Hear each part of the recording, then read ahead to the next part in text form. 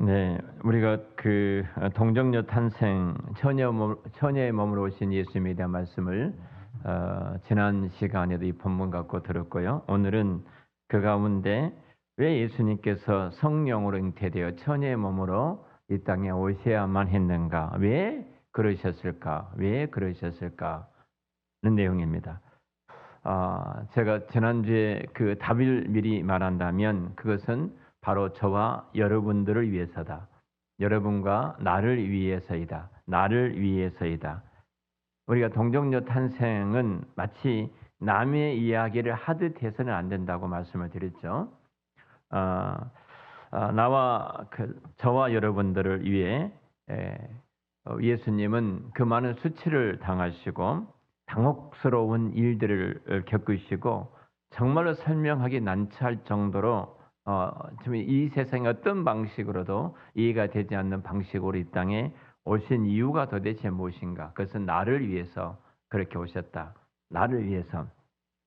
이것을 세 가지로 정리를 해야 된다고 말씀드렸는데요. 오늘 세 가지로 정리해서 말씀을 드리도록 하겠습니다. 그 첫 번째가 참 사람이 되셔야 했기 때문이다. 참 사람이 되셔야 된다. 완전한 인간, 완전한 하나님 이 단어를 쓰고 있는데요. 예수님은 나를 위해서 동정녀 마리아에게 나셨는데 그것은 예수님이 참 사람이 되셔야 했기 때문에 예수님이 참 사람, 왜 사람의 몸을 입고만 오셔야 됐는가? 다른 방법도 많이 있지 않겠어요? 우리를 구원하기 위한 여러 방법이 있을 텐데 특별히 사람의 몸을 입고 오셨는데 그 사람의 몸을 입고 오신 것이 그 참 사람이 되셔야 될 그 이유가 무엇인가? 그 이유가 중요한데요. 바로 그것은 그러셔야만이 나를 위해서 죽으실 수가 있기 때문에 그렇습니다. 저와 여러분은 살기 위해서 이 땅에 태어났습니다. 그렇죠? 나 엄마 뱃속에 태어날 때 우리가 울음소리와 함께 나는 살아야 된다는 인간은 모두가 다 살기 위해서 울기도 하고 웃기도 하고 살기 위해서 몸부림치면서 이 땅에 살아가지 않습니까? 근데 예수님은 죽기 위해서 이 땅에 오셨어요. 죽기 위해서 태어나셨어요. 우리는 살기 위해서 이 땅에 태어났는데 예수님은 죽기 위해서 이 땅에 태어나셨다.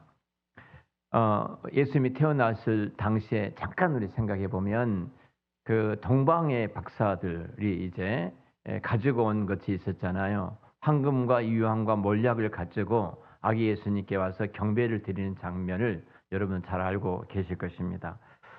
이들이 가지고 온 선물을 좀 기억해 봤으면 좋겠어요. 왜 황금과 유황과 몰약을 가지고 왔는가? 만약 이렇게 좀 정리해 보십시다. 우리 희준이가 이 땅에 태어났는데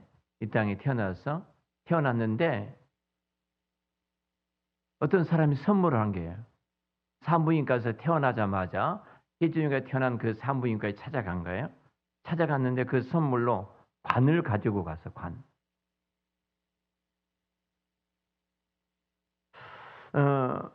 한번 생각해 보세요. 관을 들고 왔다. 이건 뭐 상상도 할 수 없는 일 아니에요? 태어나자마자 나에게 주었던 선물이 관이다. 그리고 수의 한 벌. 죽은 시체가 입었던 시신이 입히는 그 옷 수의라고 그러는데 그 수의 한 벌. 그리고 그 시체를 닦을 수 있는 알코올 한 병을 희준이가 태어난 산부인과에 희준이를 위해서 가지고 갔다. 그럼 어떻게 되겠어요? 잊혀버리는 거지, 희준아. 있을 수 없는 일이잖아. 근데 예수님이 이 땅에 오셨을 때 예수님께 가지고 갔던 동방의 박사들이 그 한 별을 보고 찾아왔는데 그리고 예수님 앞에 경배를 드리면서 세 가지를 내놓았어. 그것이 황금과 유황과 몰약인데 황금은 왕으로서의 상징한 것이고 유황과 몰약은 시체예요. 시체. 그러니까 시체를 위한 방부제 역할을 하는 것들이 유황과 몰약이에요. 그러니까 이 용품들이 지금 예수님이 태어났을 때 그 아기 예수님께 드렸던 용품이 시체를 염하기 위해서 그 용품들을 예수님께 드렸다는 거예요. 이처럼 예수님은 이 땅에 죽기 위해서 태어나셨다. 그러니까 동방의 박사들이 예수님이 태어난 것을 경배드리기 왔지만 그 경배 속에서는 예수님이 이 땅에 오신 목적이 그 예물 속에, 그 예물 선물 속에 들어있다는 거예요. 예수님은 죽으러 오셨다. 무엇 때문에 죽으러 오셨나? 우리 이 땅에 모두가 태어날 때 살기 위해서 울면서 이 땅에 우리는 시작을 하는데, 예수님은 우리 죄를 담당하시기 위해서 그 죄를 죄를 짊어지시고 예수님이 죽어야 하는데, 사람이 아니면 그 짐을 대신 질 수가 없는 거예요. 그 짐을. 그래서 예수님이 사람의 몸을 입고 오시는데 죄 없는 몸으로 이 땅에 오셨고, 예수님이 우리의 죄를 짊어지고 이 땅에 오신 목적이 죽으러 오셨다. 그러니까 예수님은 이 땅에 오셨다. 우리가 성탄절을 기쁘게 찬송하는데, 예수님의 그 성탄절에 오신 중요한 목적이 나의 죄를 위해서 십자가에서 죽기 위해서, 나의 죄를 담당하시기 위해서 죽기 위해서 이 땅에 오셨고, 대신 피를 흘리기 위해서 사람의 몸을, 내가 지은 죄로 말미암아 피를 흘려야 되는데, 내 대신 피를 흘리기 위해서 사람의 몸을 입고 예수님이 이 땅에 오셨다는 사실이에요. 그래서 마가복음 10장 45절 말씀 보면은, 인자가 온 것은 섬김을 받으려 함이 아니라 도리어 섬기려 하고 자기의 목숨을 많은 사람의 대속물로 주려 함이니라. 그러니까 예수님은 잉태되는 순간부터 우리의 죄를 위해서 사람의 몸을 입고 오셨던 건 나를 위해서 대신 피를 흘리기 위해서, 내 죄 대신 피를 흘리셔야 되기 때문에 사람의 몸을 입고 이 땅에 예수님이 오셨다. 자, 이것이 첫 번째 사람의 몸을 입고 오신 이 땅 이후에요. 자, 두 번째로는 예수님이 참 사람이, 참 인간이 되신 이유는 바로 그래야만이 나를 이해할 수가 있어요. 우리를 이해할 수가 있는 거예요. 대제사장이 그 이스라엘 12지파의 이름이 새겨진 제사장의 의복이 있어요.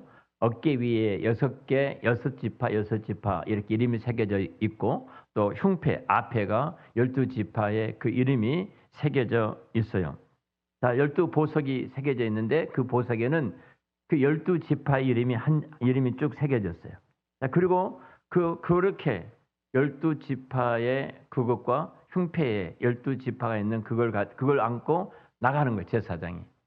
이 무슨 말이냐면은, 예수님은 자기 백성들을 12지파가 그 제사장 의복에 새겨져 있었다는 것은 12지파를 짊어지시고 그 12지파를 가슴에 품으시고 하나님 앞에 나가신 거예요.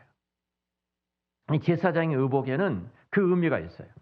12지파를 짊어지시고 12지파를 가슴에 품으시고, 이게 모든 이스라엘 백성들이죠. 모든 이스라엘 백성들을 짊어지시고, 어깨에 짊어지시고 가슴에 품으시고 하나님 앞에 나아가는데, 이 말은 제사장이 1년에 한 차례 지성소에 들어가서 자기 백성들의 죄를 대속해주는 이 사건 속에 모든 백성들의 죄를 대신 짊어지고 하나님 앞에 나아가 중보자의 역할을 감당하신 거예요. 이와 같이 예수님께서 우리를 이해하시려면 우리와 똑같은 인간이 되셔야 돼요.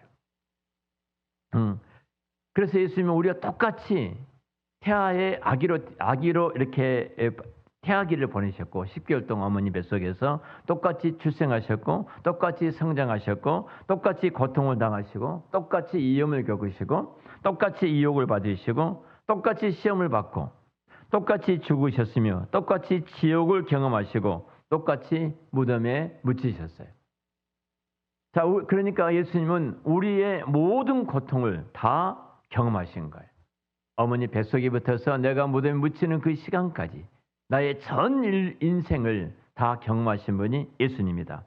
히브리서 4장 15절 말씀 보면은, 우리에게 있는 대제사장은 우리의 연약함을 동정하지 못하실 이가 아니요 모든 일에 우리의 똑같이 시험을 받으신 이로되 저에는 없으시다.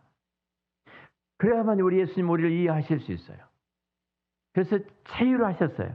똑같이 내가 겪을 모든 것들을 체휼하셨어요. 왜냐하면 인간이 되셔서 다 경험하셨기 때문에 그러셔요. 그런 어느 학생이 이렇게 왼팔이 이제 절단이 됐어요. 불의한 사고로 왼팔이 절단되어서 이제 다 치료를 받고 학교에 오게 됩니다.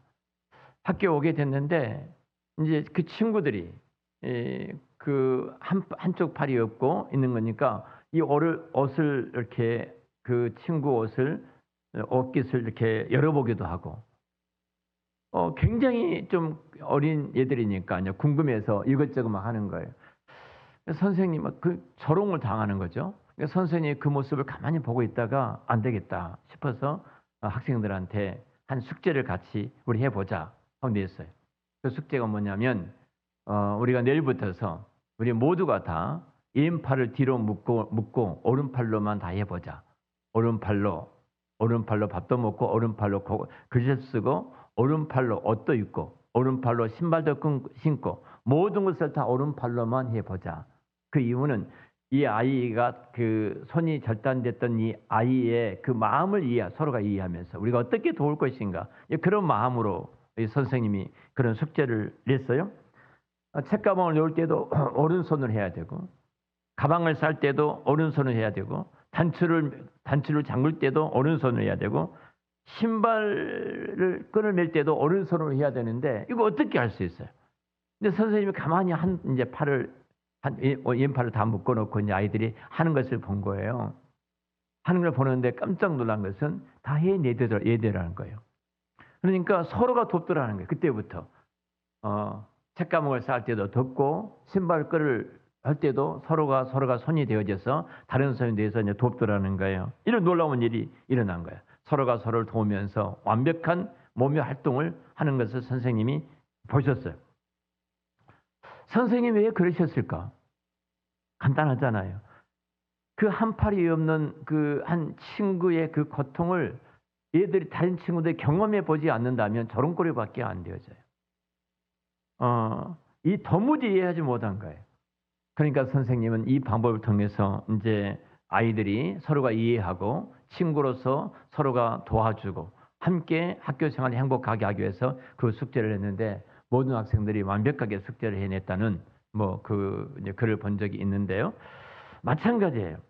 예수님께서 태아기 부터서 이 땅에 우리 인간이 겪을 수 있는 모든 것을 다 겪으셨어요. 모든 아픔을, 모든 고통을, 그리고 모든 유혹을, 모든 어려움을 우리 예수님이 다 경험하셨어요. 그러니까 우리가 이제 하루하루 살 때 나도 모르는 사이에 한숨이 이렇게 나오잖아요. 우리 희준이가 늘 나는 망했다 이렇게 말하는데 요즘 그 망했다 말을 안 쓰니까 내가 참 고마워. 너무 망했다 말을 자주 쓰니까 목사님 쓰지 말아라. 말대로 된다. 그래서 요즘 그 말을 이제 안 써. 지금 좀 힘든 일이 있어도 그 힘든 일 때문에 목사님 저 망했어요. 이 말을 안 해서 너무 고마워. 사실 나도 모르게 내 입 밖에 튀어나온 말들이 참 많죠. 응? 아유 속이 터져. 누가 내 마음 이해해줘. 누가 내 속을 이해해줘. 내 남편도 내 아내도 내 자녀도 내 부모도 누구도 나를 이해해주지 못해. 그래서 답답해서 우리는 그렇게 말할 때가 있잖아요. 근데 예수님이 이해하신다는 사실이에요. 예수님의 속이 터지는 그 고통과 고난을 수없이 경험하셨어요. 유대인들이 예수님을 잡아놓고 돌로 치기 전에 이렇게 말한 요한복음 8장에 보면은 내가 아직 50도 되지 못했는데 아브라함을 보았다고 이 말하잖아요. 50도 되지 못했는데 그때 예수님은 청년 나이였어요. 33살 나이인데 그 유대인들이 예수님을 바라볼 때 50로 봤으니까 굉장히 노쇠했다는 거예요. 20년을 더 볼 정도로 얼마나 예수님의 얼굴이 상했으면 그렇게 말을 했을까? 이 속썩은 내 마음을 누가 알아줄까? 예수님이 알고 계셔요. 배신당한 아픔을 누가 알고 계실까? 예수님이 알고 계셔요. 예수님은 그 12제자 마지막 다 떠나고 그리고 살아가는 제자 베드로는 가룟 유다는 예수님을 배신했고 베드로는 예수님을 붙잡혀서 고문을 당하고 신문을 당하실 때 3번씩이나 모른다고 부인하고 부인도 단순한 부인이 아니라 모른다 하고 맹세하고 모른다 하고 저주하면서 예수님을 모른다고 부인하지 않았어요? 다 떠났어요. 그 억울한 마음을 겪으셨던 예수님인데 내가 이 억울한 마음을 누가 할까? 누가 할까? 예수님이 알고 계시고 예수님은 이해하고 계셔요. 예수님은 법정을 3번 거칩니다. 3법정을 거치면서 무고라고 선언했어요. 죄가 없다 이 말을 했어요. 그런데 죄가 없는데 가장 비참하게 죽으셨거든요. 응? 그보다 더 억울한 일이 어디가 있겠어요? 그보다 더 힘든 일이 어디가 있겠어요? 그 비방받은 아픔을 누가 알겠어요? 근데 예수님은 알고 계세요. 예수님은 한도 끝도 없이 비방과 조롱과 수군거림 속에서 사셨어요. 그 애로움을 누가 알아요? 예수님이 아셔요.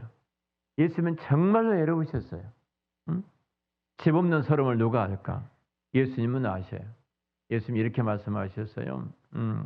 새도 깃들 둥지가 있고 여우도 굴이 있지만 인자는 나는 머리 둘 곳이 없다. 나는 어디 가서 편안하게 내 머리를 이렇게 기대고 누울 곳이 없다. 예수님은 나의 모든 것을 다 이해하셔요. 그래서 우리가 이 문제, 어떤 내 아픔과 고통을 갖고 주 앞에 나갈 때 주님은 그 문제를 알고 계시기 때문에 또 겪으셨기 때문에 내 아픔과 고통을 알고 계셔서 찾아오셔서 나를 위로해 주시고 그래 내가 내 마음을 안다. 내가 너를 이해할 수 있어. 그래 알아. 내가 너와 함께하마. 그렇게 우리 예수님 말씀하셔요. 우리 예수님은 모든 시련과 유혹, 고통을 다 겪으셨어요. 그렇기 때문에 우리가 겪고 있는 그 유혹과 시련과 그 많은 그 아픔들을 우리 예수님은 다 알고 계시고 그리고 우리를 위로하고 우리에게 격려하시고 우리를 응원하시고 힘을 주고 계신 우리 주님이세요. 우리가 차이가 있다면 예수님과 차이가 있다면 예수님은 죄를 짓지 않으셨다는 사실입니다. 그래서 예수님은 참 사람이 되신 거예요. 우리 나의 죄값을 치르기 위해서 피를 흘리시기 위해서 피를 흘리셔야만 되기 때문에 인간이 내 몸을 입고 오셨고 또 나를 이해하시기 위해서 사람의 몸을 입고 이 땅에 예수님이 오셨다. 두 번째로 예수님은 이제 참 하나님이셔야 됩니다. 참 사람이 되셔야 되고 참 하나님이 되셔야 돼요. 예수님이 나를 위해서 동정녀 마리아에게서 나신 또 다른 중요한 이유가 예수님이 참 하나님이셔야만이 나를 도울 수 있기 때문에 그러셔요. 예수님은 사람이 되시면서 신성을 이렇게 벗어놓으신 것이 아니에요. 인간이 됐으니까 그 신성을 벗어놓은 것이 아니에요. 예수님이 이 땅에 오실 때에도 예수님은 하나님이셨어요. 아기 때에도 예수님은 하나님이셨어요. 12살 때 아버지의 목수일을 돕는 목공소로 그에서 나무를 자르고 어떤 것을 만들 때에도 예수님은 동일하게 하나님이셨어요. 예수님 지금도 여전히 하나님이시고 영원히 하나님이신 줄 믿습니다. 예수님은 하나님과 동등한 본질을 가지고 계셔요. 인간의 몸을 입고 있지만 하나님과 동등하신 분이셔요. 그러기 위해서 예수님은 성령으로 잉태하셔야만 했던 거예요. 성령으로. 그분이 하나님이셔야 했기 때문에 성령으로 잉태되셔야 됐고 성령으로 잉태된 하나님이시기 때문에 우리를 도우실 수가 있어요. 자녀가 고통을 당할 때 부모들은 그렇게 말하잖아요. 내가 내 아픔을 안다. 내가 너의 힘듦을 안다. 내가 너를 이해한다. 이런 말을 하잖아요. 사실 부모들이 자녀들을 이해만 해줘도 자녀들이 비행 청소년들이 절대 안 될 거예요. 근데 부모들이 자녀를 이해해주지 못한 것 때문에 자녀는 불만이 쌓이고 그 불만 때문에 아이들이 비행 청소년이 되는 거거든요. 그러나 부모는 대부분이 이해하고 눈물을 흘리며 속상해하는 것으로 끝날 뿐 실제로 그 부모는 자녀들을 돕지를 못합니다. 실질적으로는 돕지를 못해요. 공감하고 이해하고 알아줄 뿐이에요. 근데 그래서 예수님이 우리 예수님은 우리를 공감하고 이해하고 완전히 알아주시기 위해서, 우리를 돕기 위해서 그분이 하나님이셔야만 했다는 거예요. 알아주는 것으로, 이해하는 것으로 끝나는 것이 아니라 완벽하게 돕기 위해서 그분은 하나님이셔야 됐다. 그래서 예수님은 성령으로 이 땅에 잉태하신 것이다. 자, 그리고 세 번째로 중요한, 예수님이 동정녀의 몸으로 처녀물 이 땅에 오셨던 이유가 죄가 없어야 하기 때문입니다. 예수님이 나를 위해서 동정녀 마리아에게서 나셔야 했던 중요한 이유가 바로 저와 여러분을 위해서라고 말씀을 드렸어요. 그분은 죄에서 자유로우셔야만 했기 때문에 죄가 들어올 수 있는 모든 것들은 차단을 하십니다. 요셉과 결혼하고 어떤 자연스러운 어떤 그 부부가 수정 관계를 통해서 태어났다면 아담의 언제가 감염이 되어지죠. 아담이 언제로 말미암아 예수님도 죄 아래서 태어날 수밖에 없고 죄인이 있기 때문에 절대 죄인인 우리들을 구원할 수가 없습니다. 그래서 예수님은 결국은 우리를 구원하기 위해서, 죄 없는 몸으로 태어나기 위해서 성령으로 말미암아 아담의 그 남녀의 관계를 통해서 이 땅에 태어난 것을 차단하시고 성령으로 잉태하셔서 인간의 몸을 입고 이 땅에 오신 거예요. 만일 예수님이 아담의 언제가 그 예수님께 전가되어서 만약 그렇게 있다면 예수님도 우리처럼 그 죄로 말미암아 죽으실 수밖에 없어요. 그 죄값으로. 그래서 우리를 위해서 죽으실 수가 없어요. 예수님이 하나님과 우리 사이를 연결할 다리가 되시기 위해서는 아담으로부터 내려오는 죄의 유전에서 철저하게 차단하시고 그 죄로부터 자유스러워야만이 우리를 구원하실 수 있어요. 그렇기 때문에 예수님께서 우리 죄로부터 차단하기 위해서 완전한 하나님으로 오셔야 되기 때문에 성령으로 잉태하신 것이다. 자, 예수님의 출생 과정은 참 독특하다고 제가 말씀을 드렸죠. 참 독특합니다. 성령으로 잉태되셨고 처녀의 몸으로 이 땅에 예수님은 오셨습니다.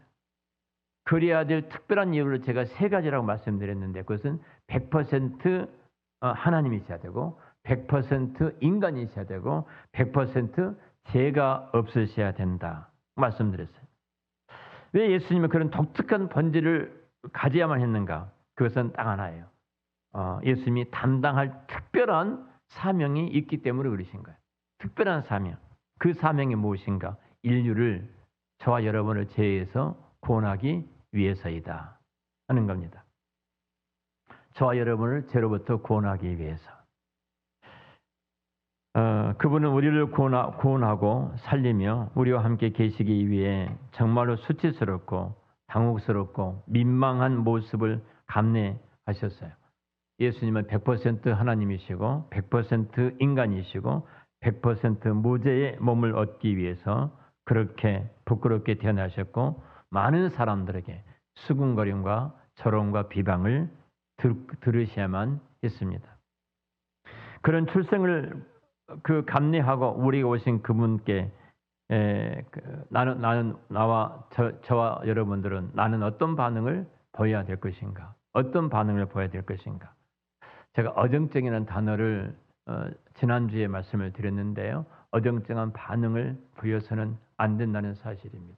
정말 우리는 그 은혜를 기억하고 그 은혜에 걸맞는 하나님의 자녀로서 이 땅에 살아야 되어집니다. 사실 한번 생각해 보세요. 내가 잘 키웠던 집에 있는 어떤 이제 강아지를 진짜 애지중지하고 반려견으로서 그냥 내 몸처럼 내 가족처럼 그렇게 키워줬습니다. 개 한 마리 키우기가 기본적으로 한 달에 30만 원 정도 들어간다고 그러는데요. 참 많이 들어가더라고요. 이렇게 키웠어요. 이렇게 키웠는데 이 강아지가 내가 집에 가도 나를 모르는 채 하는 거예요. 어느 유튜브를 보니까 개 한 마리가 이제 이렇게 했어요. 이 부부가 이 개랑 같이 길을 가다가 길이 나누어지는 길에 섰어요. 나누어지는 길에 서서 남편은 왼쪽으로 가고 아내는 오른쪽으로 가는 거예요. 이 양쪽으로 나누어져서 가니까 이제 개가 갑자기 중간에서 멍한 거예요. 어디로 갈까 한참 고민한 거예요. 가려다가 이렇게 남편 쪽으로 달려가다가 또 생각해 보니까 안 될 것 같아서 또 그 아내 쪽으로 달려가다가 아내 쪽으로 한참 가다가 또 안 될 것 같아서 남편 쪽으로 가다가 또 한참 있다가 아내 쪽으로 달려오더라고요. 마지막 선택이 아내더라고요. 아내가 밥을 주니까 그랬던 것 같아요. 개도 알잖아요. 개도 그 강아지 나를 얼마나 사랑하고 나를 얼마나 잘 케어해 준가 그거 알고 있거든요. 그럼 나를 구원해 주셨던 그 하나님의 은혜를 내가 잊어버리고 배은망덕하게 살아간다면 우리는 어떻겠어요? 하나님을 가장 그 하나님의 은혜를 기억하고 아는 자의 삶의 첫 번째는 그 예배자의 삶이에요. 예배를 드리는 거예요. 하나님이 당신들의 백성들을 위해서 하나님의 예배라는 그 거룩한 이것을 만들어 놓으시고 그 예배 가운데 자기 백성들을 초청하시고 부르시고 또 만나시고 은혜를 베풀어 주시고 교제하기를 원하시는데 우리가 모른 척하고 예배를 등한히 한다는 것은 변망득한 행위이거든요.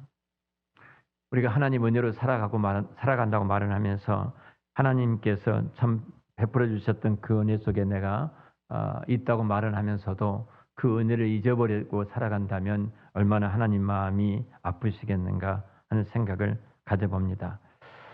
어정쩡한 관계로 주님을 섬기지 마시고 정말로 내 마음과 정성과 뜻과 성품을 다해서 주 너희 하나님을 사랑하고 이와 같이 내 이웃을 내 몸처럼 사랑함으로써 우리 주님께서 베풀어 주셨던 그 은혜를 다시 한번 기억하고 그 은혜 속에서 믿음으로 살아가는 저와 여러분들이 되시기를 우리 주의 이름으로 축원합니다. 기도하겠습니다.